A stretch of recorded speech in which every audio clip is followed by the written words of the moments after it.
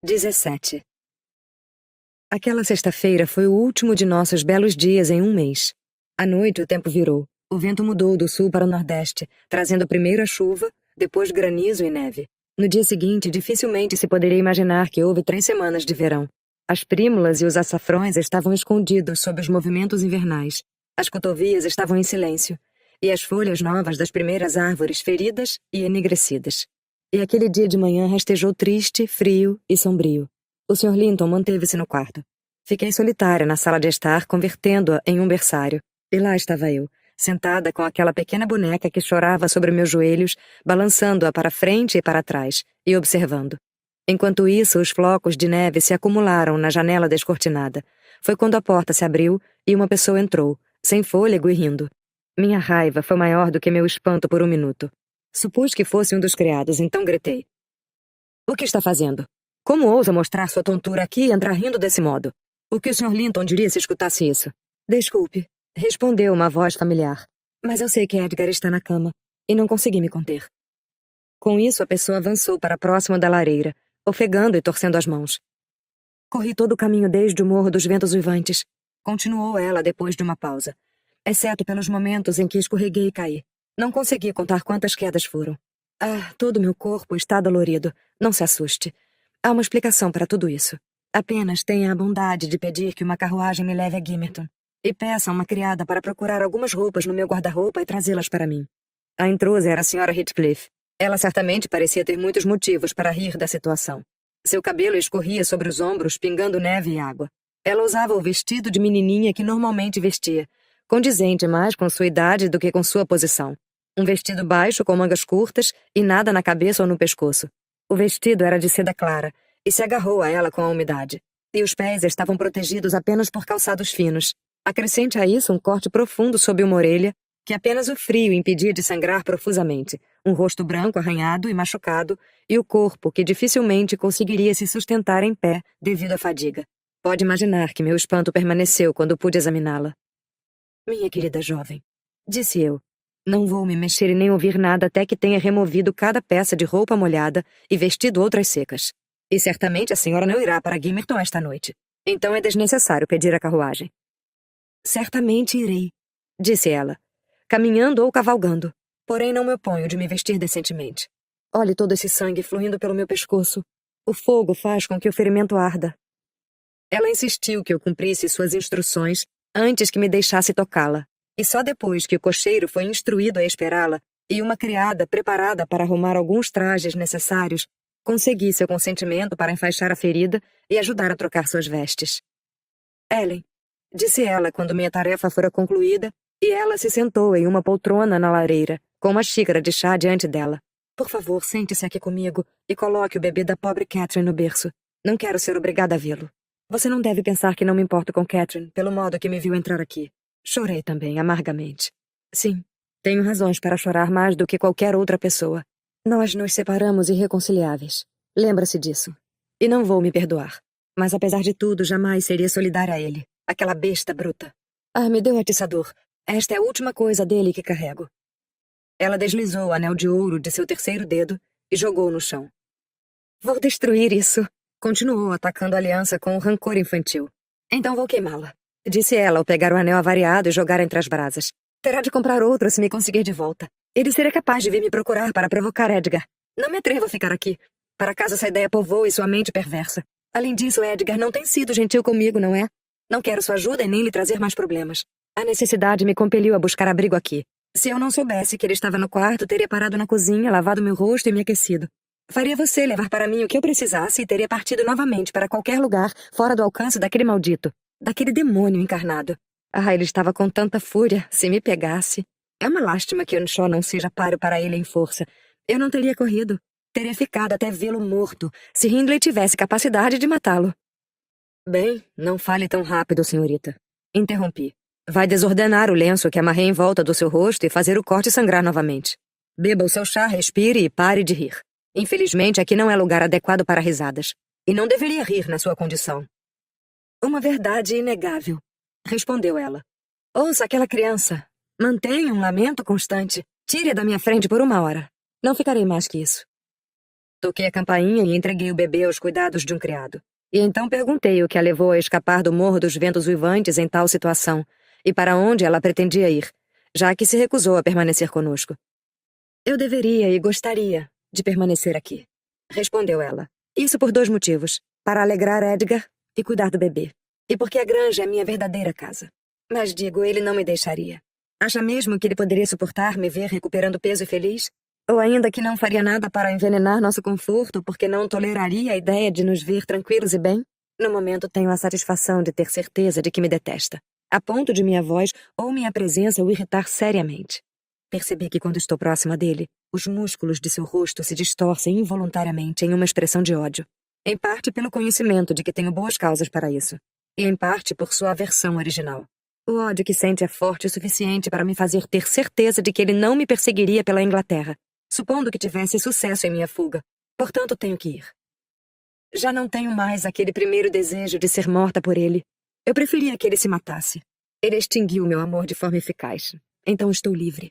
Ainda posso me lembrar de como o amava. E posso imaginar vagamente que ainda poderia amá-lo. Mesmo se ele tivesse me amado, a natureza diabólica dentro de si teria se revelado de alguma forma. Catherine tinha um gosto terrivelmente pervertido de estimá-lo tanto, conhecendo-o tão bem. Monstro. Gostaria muito que ele pudesse ser apagado da terra e da minha memória. Acalme-se. Não diga isso. Ele é um ser humano, disse eu. Seja mais caridosa. Existem homens que são ainda piores do que ele. Ele não é um ser humano, retrucou. E nem sequer merece uma gota de minha caridade. Dei a ele meu coração e ele o beliscou até a morte. E jogou de volta para mim. As pessoas sentem com seus corações, Ellen. E desde que ele destruiu o meu, não tenho força para sentir mais nada por ele. E ainda que ele definhasse até o dia de sua morte e chorasse lágrimas de sangue por Catherine, eu não seria capaz de sentir nada. Não, de fato, nada. Depois disso, Isabela desabou em um choro. Contudo, instantes depois, secando as lágrimas dos olhos, recomeçou. Você perguntou o que me levou a fugir, afinal. Vi-me obrigada a tentar, pois fui bem-sucedida em despertar a raiva dele em um patamar acima da malignidade. Arrancar os nervos com pinças em brasa requer mais frieza do que bater na cabeça. O provoquei até que esquecesse a diabólica prudência de que tanto se gabava, o que o levou a uma assassina violência. Tive prazer em poder irritá-lo. A sensação de prazer despertou meu instinto de autopreservação. Então fugi dali. Se eu cair nas mãos dele novamente, não sei o que fará para se vingar, mas será cruel. Ontem, sabe, o Sr. Earnshaw deveria ter ido ao funeral. Ele manteve-se sóbrio para o propósito, razoavelmente sóbrio. Não foi para a cama zangado às 6 horas e levantando-se bêbado ao meio-dia. Consequentemente, levantou-se em um estado de espírito suicida, tão apto para a igreja quanto para um baile. E, em vez de ir ao sepultamento, ele se sentou perto da lareira e se afogou em gin e conhaque. Heathcliff, estremeço só em pronunciá-lo. Tem sido um estranho na casa do último domingo até hoje. Se os anjos o alimentaram, ou seus parentes no inferno, não sei dizer. Mas ele não fez uma refeição conosco por quase uma semana. Ele chegava em casa de madrugada e subia as escadas para o quarto, trancando-se lá, como se alguém desejasse sua desagradável companhia. Lá ele continuou orando como um metodista. Entretanto, a divindade a quem suplicava era de poeira e cinzas. E Deus, quando mencionado, era curiosamente confundido com o próprio diabo. Depois de concluir essas preciosas orações, e duravam geralmente até que ele ficasse rouco e sua voz saísse como se alguém o estrangulasse, ele deixava a casa novamente, sempre indo direto para a granja. Eu me pergunto por que Edgar não mandou buscar um policial para que o jogasse na prisão. Para mim, triste como estava por Catherine, não conseguia evitar pensar que aquela temporada em que ele não estava em casa fosse uma libertação. Umas férias da opressão degradante em que vivia. Eu recuperei o ânimo suficiente para suportar os sermões eternos de Joseph sem chorar. E para andar como um ladrão pela casa, me esgueirando com medo de ser surpreendida a qualquer momento. Sei que na minha situação seria difícil você acreditar que eu choraria por qualquer coisa que Joseph pudesse dizer. Mas ele e Harrington são companhias detestáveis. Prefiro me sentar com Hindley e ouvir sua conversa horrível do que com o senhorzinho e seu fiel defensor, aquele velho odioso. Quando Heathcliff está em casa, muitas vezes sou obrigada a procurar a cozinha e ficar na desagradável companhia deles ou morrer de fome naqueles quartos desabitados e úmidos. Quando ele não está, como foi o caso esta semana, coloco uma mesa e cadeira em um canto próximo à lareira da sala. E não me importo com o Sr. Earnshaw no mesmo espaço, já que ele se importa menos ainda com o que faço. Ele está mais quieto do que costumava ficar, se ninguém o provocar, mais taciturno e deprimido e menos furioso. Joseph afirma que tem certeza de que o Senhor tocou o coração dele, e que hoje é um homem mudado. Ele está salvo, assim como aqueles que se salvaram através do fogo. Não vejo nenhum sinal dessa mudança favorável, mas isso não é da minha conta. Ontem à noite sentei-me no meu canto e li alguns livros antigos até tarde, por volta da meia-noite. Senti-me desanimada e triste para subir as escadas, com a neve selvagem soprando lá fora, e meus pensamentos revoltos me levando para o cemitério e a sepultura recente. Dificilmente ousei levantar meus olhos da página diante de mim.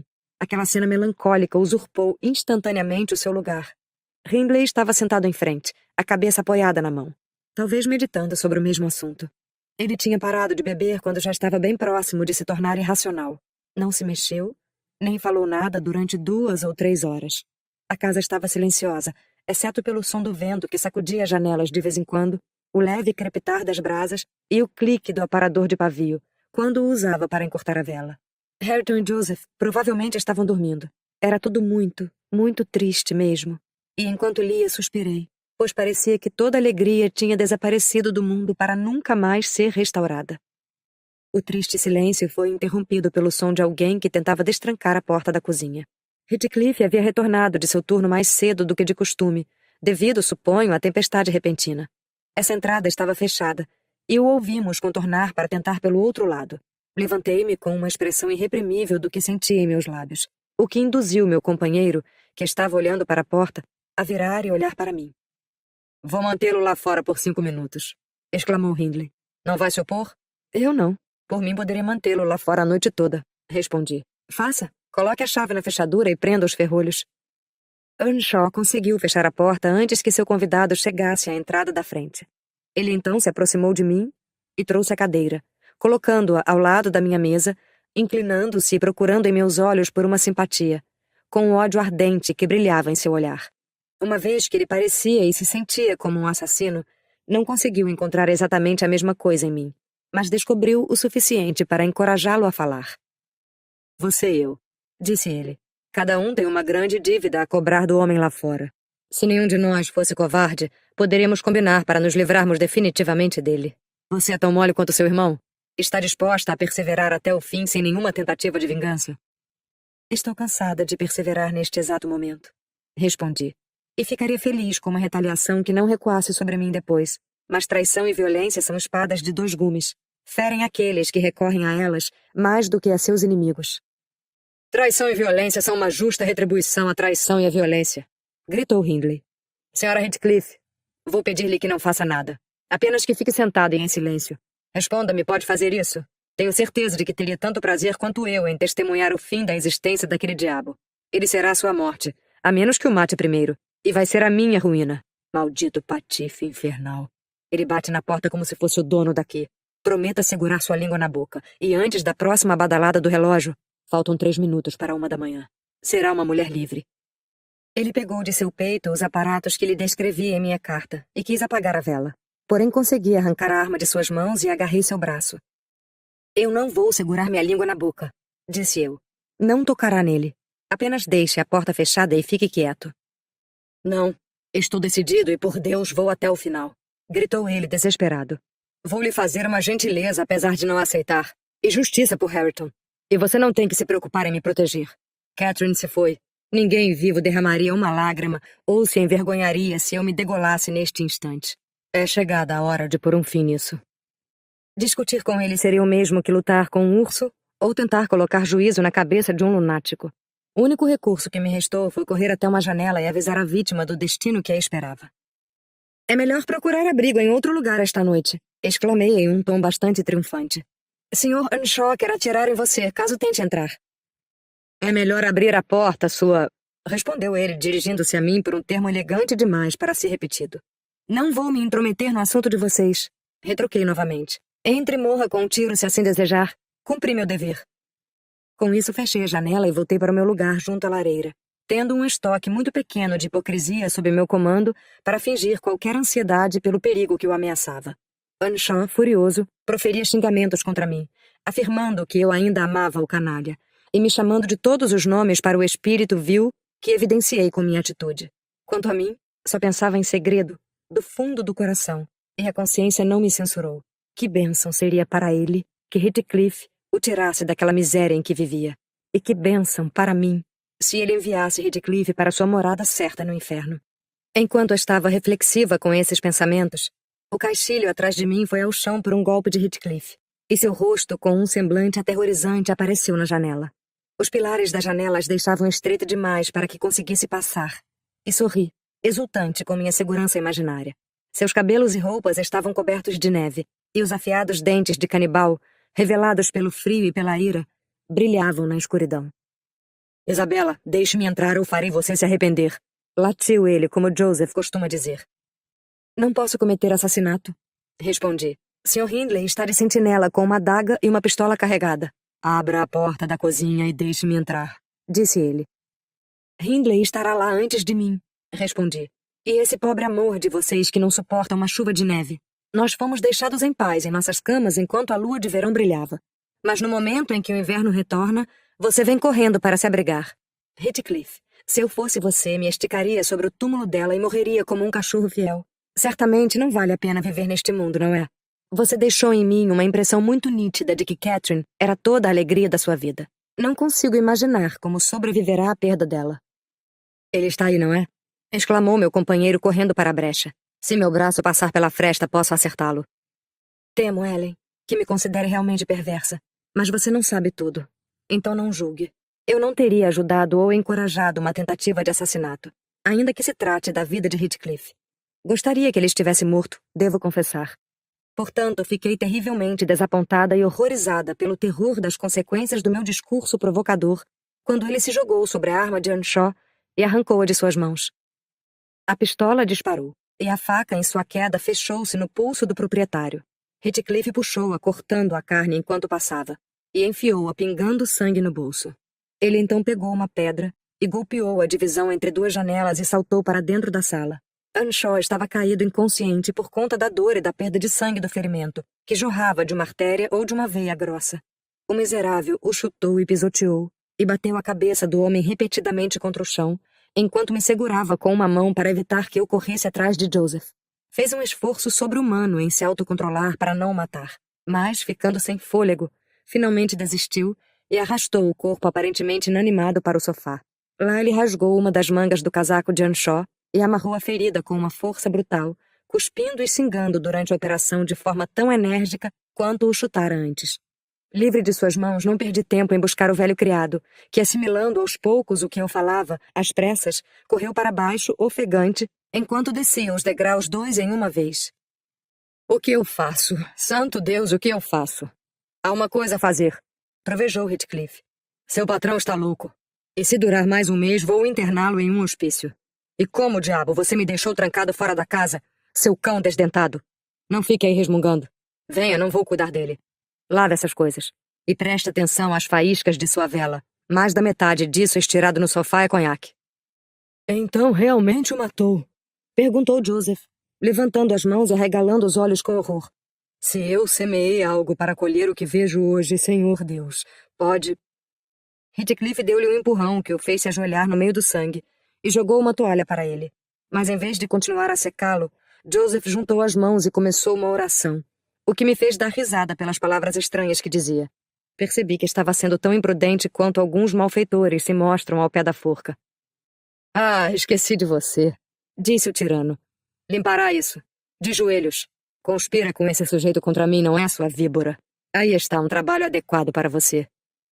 Ele me sacudiu até meus dentes baterem e me lançou ao lado de Joseph, que firmemente concluiu suas súplicas e em seguida levantou-se, jurando que partiria para a granja de imediato. O Sr. Linton era um magistrado, e embora tivesse 50 esposas mortas, deveria inquirir sobre o que tinha acabado de acontecer. Ele estava tão obstinado quanto a isso que Heathcliff considerou conveniente obrigar que saísse de meus lábios uma recapitulação do que aconteceu, de pé, na minha frente, arfando com malevolência, enquanto eu relutantemente contava o ocorrido, em resposta às suas perguntas. Exigiu-me muito trabalho convencer o velho de que Heathcliff não era o agressor, especialmente com minhas respostas entregues de forma forçada. No entanto, o Sr. Earnshaw em breve o convenceu de que ainda estava vivo. Joseph se apressou em administrar uma dose de algo forte para que bebesse, e por seu socorro seu senhor recuperou o movimento e a consciência.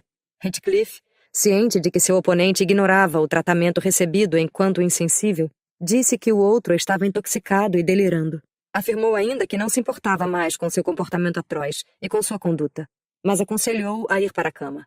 Para minha alegria, ele nos deixou, depois de dar este conselho judicioso, e Hindley se esticou na pedra da lareira.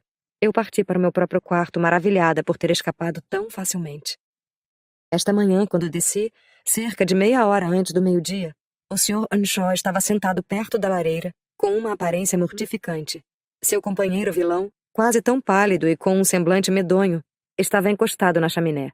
Ambos pareciam indispostos a comer, e tendo esperado até que tudo esfriasse na mesa, comecei minha refeição sozinha. Nada me impediu de comer com vontade, e experimentei uma certa sensação de satisfação e superioridade, quando, vez ou outra, lançava um olhar para meus companheiros silenciosos e sentia o conforto de uma consciência tranquila dentro de mim. Quando terminei, arrisquei minha incomum liberdade e me aproximei da lareira. Contornei a poltrona de Earnshaw e me ajoelhei no canto ao lado dele. Heathcliff não olhou na minha direção, e eu olhei para cima e contemplei suas feições quase tão seguras como se tivessem sido transformadas em pedra. Sobre sua testa, que antes eu considerava tão viril, e no momento a vejo como diabólica, pairava uma nuvem pesada. Seus olhos de basilisco estavam quase apagados pela insônia e pelo resquício do que poderiam ser lágrimas, pois seus cílios estavam molhados. Os lábios desprovidos do sorriso sarcástico e feroz, selados em uma expressão de tristeza impronunciável. Se fosse outra pessoa, eu teria coberto meu rosto na presença de tanto pesar. Mas no caso dele, estava gratificada. E por mais desprezível que pareça insultar um inimigo caído, eu não poderia perder essa chance de acertar um dardo. Seu momento de fraqueza era um único em que eu podia sentir o prazer de saborear a vingança. Que vergonha, senhorita! Interrompi. Pode-se supor que nunca abriu uma Bíblia em sua vida. Se Deus aflige seus inimigos, certamente isso já lhe deveria ser suficiente. É mesquinho e presunçoso adicionar sua tortura à divina. Em geral, concordo com você, Ellen. Continuou ela. Mas que contentamento teria na miséria de Heathcliff, se não me aproveitar dela? Preferia que ele sofresse menos, se pudesse ser eu a causar seus sofrimentos e ele soubesse disso. Ah, devo isso a ele. Em apenas uma condição posso esperar perdoá-lo.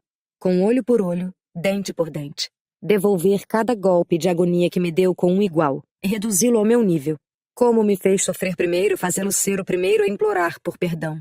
E então, quem sabe, eu poderia mostrar alguma generosidade, Ellen. Mas é totalmente impossível que eu me vingue. Então não posso perdoá-lo. Hindley queria um pouco de água, entreguei-lhe um copo e perguntei como se sentia.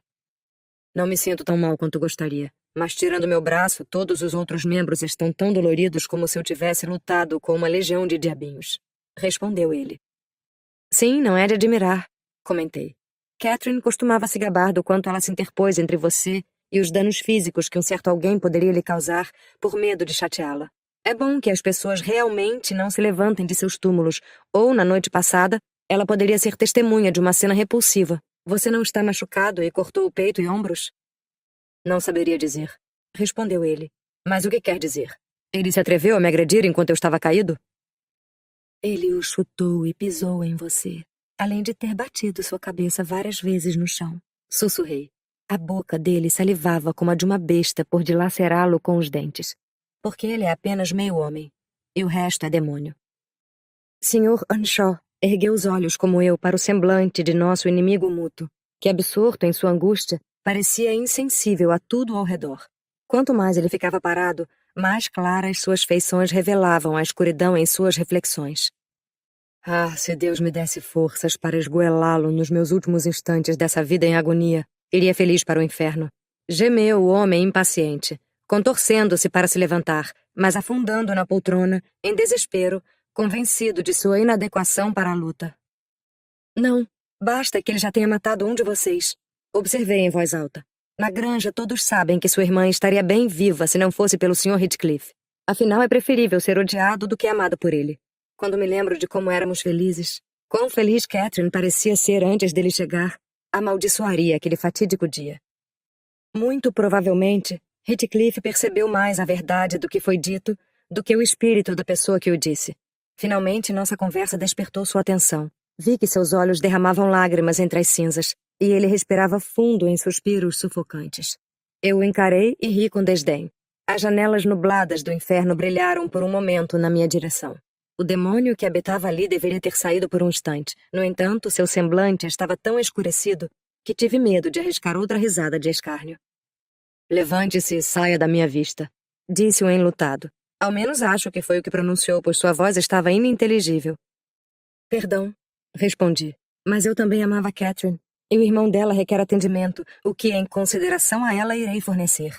Agora que ela está morta, eu a vejo em Hindley. Tem exatamente o olhar dela. Ou teria se você não estivesse tentando arrancar seus olhos e os deixado cheios de hematomas. E suas... Levante-se, sua víbora miserável, antes que eu a chute até a morte, gritou ele fazendo um movimento que me levou a me mover também. Mas, continuei preparada para fugir. Se a pobre Catherine tivesse dado a você um voto de confiança e assumido o ridículo e desprezível título degradante de Sra. Heathcliff, logo teria apresentado um quadro mental semelhante. Estou certa de que ela não teria suportado calada esse seu comportamento abominável. Seu ódio e desgosto seriam gritantes. A parte de trás da poltrona e a pessoa de Earnshaw estavam interpostas entre mim e ele. Então, em vez de se esforçar para me alcançar, ele agarrou uma faca de cozinha da mesa e lançou contra minha cabeça. Acertou embaixo da minha orelha. E interrompi a frase que estava dizendo. Mas puxando-a, saltei para a porta e disparei outra frase, que espero que o tenha atingido mais fundo quanto o corte de uma lança. O último vislumbre que tive dele foi uma corrida furiosa em minha direção, contida pelos braços de seu anfitrião. E ambos caíram em um emaranhado junto à lareira. Correndo para sair dali, ao passar pela cozinha, pedi a Joseph que se apressasse para socorrer o patrão dele. Derrubei Hareton, que estava pendurando uma ninhada de filhotes em uma cadeira atrás da porta, e me sentindo tão abençoada como uma alma que escapou do purgatório, pulei, saltei e voei pela estrada íngreme. Então, abandonando os limites do Morro dos Ventos Uivantes, disparei direto através da charneca, rolando sobre as margens e vadeando pântanos, precipitando-me, de fato, em direção aos faróis da granja. E de longe preferia estar condenada a uma habitação perpétua nas regiões infernais do que, ainda que por mais uma noite, habitar sob o teto daquela casa. Isabela parou de falar e tomou um gole de chá. Então se levantou e pediu para que eu colocasse nela um gorro e um grande chale que eu havia buscado.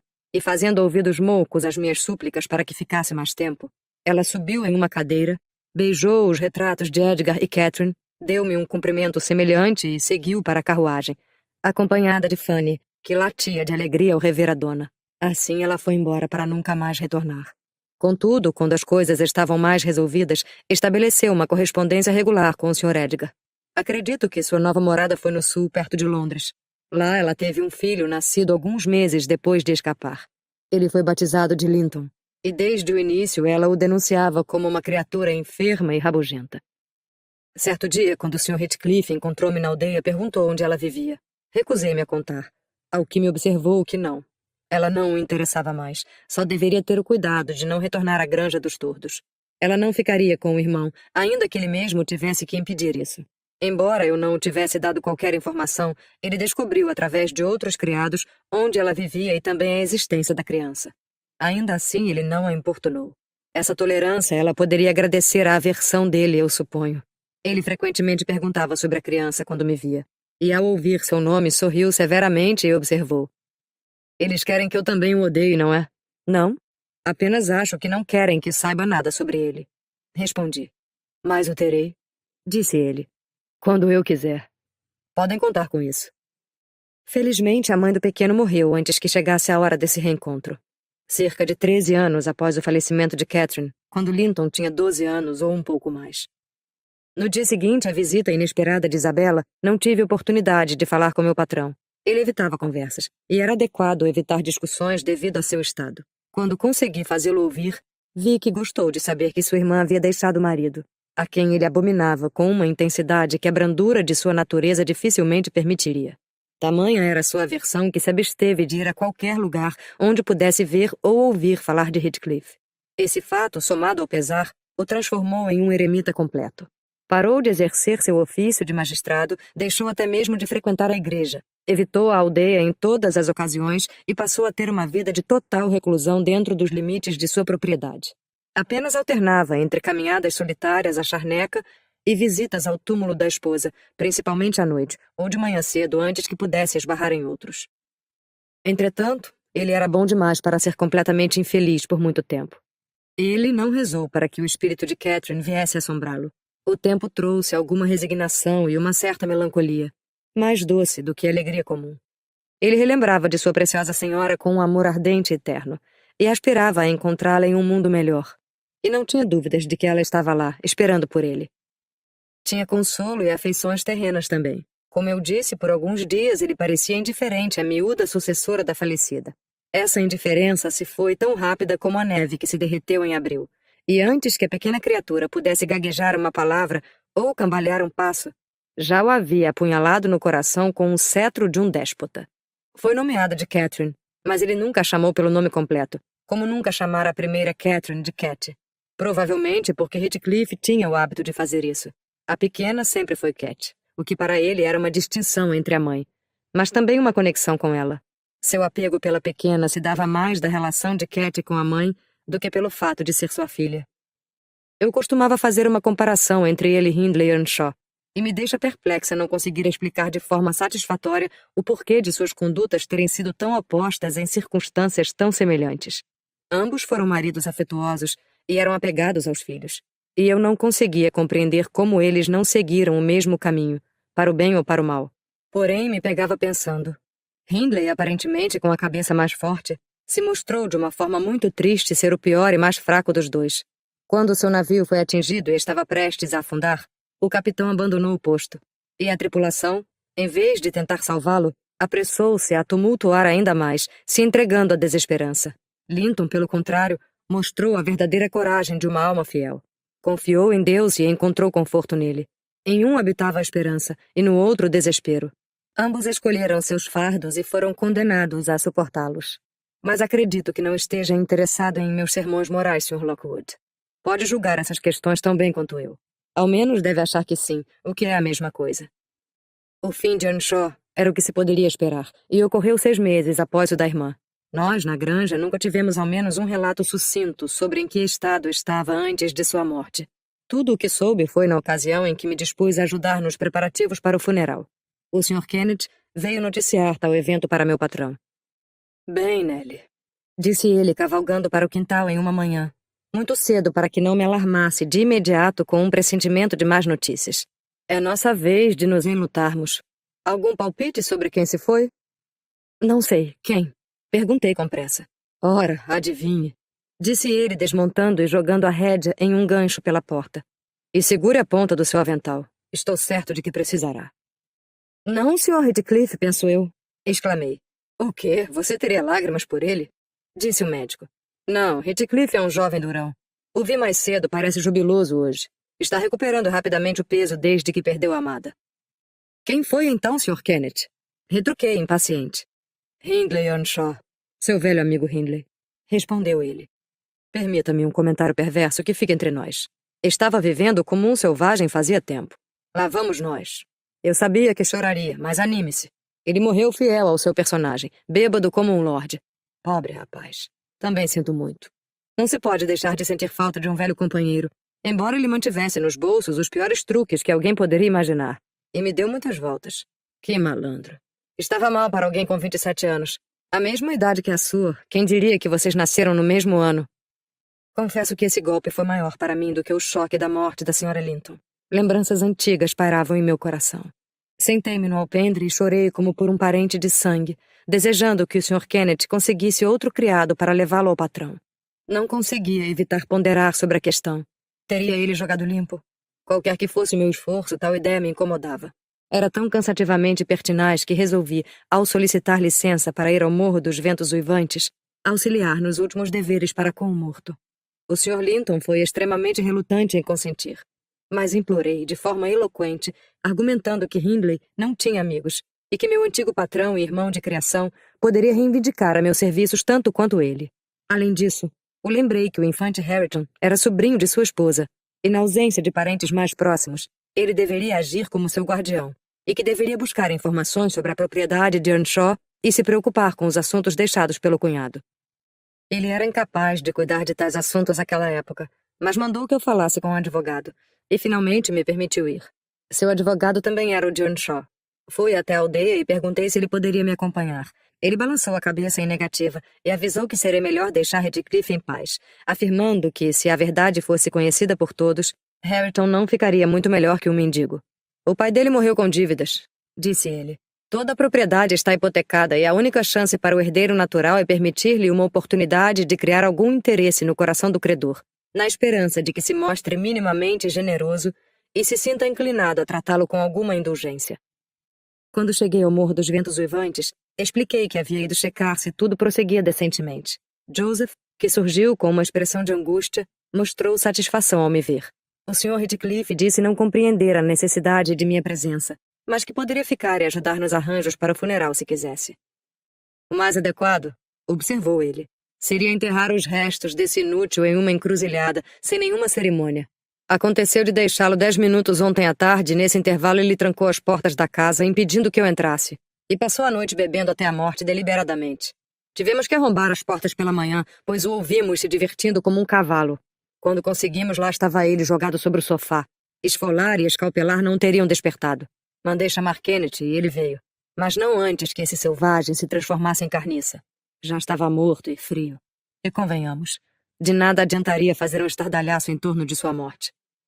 O velho criado confirmou essa afirmação, mas murmurou. Teria sido melhor se ele tivesse ido buscar o médico. Eu teria cuidado melhor do patrão. Ele estava vivo quando saí. Insisti que o funeral fosse respeitável. O Sr. Redcliffe disse que eu deveria fazer o que quisesse, mas lembrou-me que o dinheiro que pagaria tudo sairia do bolso dele. Agia de forma rígida e com completa indiferença, sem demonstrar alegria ou pesar. Seu semblante evidenciava apenas uma gratificação desumana por um duro trabalho executado com sucesso. Observei uma vez, de fato, algo como exultação em seu aspecto, no momento em que as pessoas carregavam o caixão da casa. Foi hipócrita a ponto de representar um enlutado, e antes de seguir com Hareton, suspendeu a infeliz criança em uma mesa e murmurou com deleite peculiar. Ah, meu lindo rapaz, você é meu. E veremos se uma árvore não crescerá tão torta quanto outra, com o mesmo vento a torcê-la. A desavisada criança ficou satisfeita com esse discurso. Brincou com os bigodes de Redcliffe e acariciou sua face. Mas adivinhei seu significado e observei asperamente. Esse menino voltará comigo para a granja dos tordos, senhor. Não há nada no mundo menos seu do que ele. Essas são as palavras de Linton? Demandou ele. Claro. Ele me mandou levá-lo. Respondi. Bem, disse o canalha. Não vamos discutir o assunto no momento. Mas eu tenho desejo de experimentar a minha sorte na criação de um filho. Então diga a seu senhor que devo suprir o lugar deste com o meu próprio, caso pense em tirá-lo de mim. Não me oponho que Hareton vá, mas farei com que o outro venha para as minhas mãos. Lembre-se de dizer isso a ele.